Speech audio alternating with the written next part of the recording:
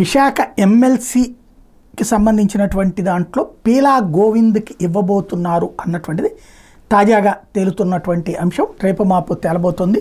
పార్టీకి సంబంధించినటువంటి మీటింగ్లో అది ప్రకటించబోతున్నారు. ఎందుకంటే అక్కడ టోటల్గా 640 దాకా ఓట్లు వైసీపీకి ఉన్నాయి, 211 దాకా తెలుగుదేశం, జనసేన, కూటమి, బీజేపీలకి ముగ్గురికి కలిపి ఉన్నాయి.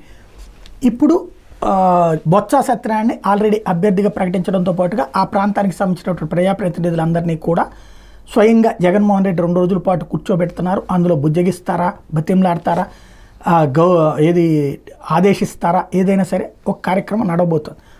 అదే సందర్భంలో ఈ తెలుగుదేశం పార్టీ బలమైన అభ్యర్థిని పెట్టాలనుకుంది. పీలా గోవింద్కి ఆ సీటు ఇస్తున్నది.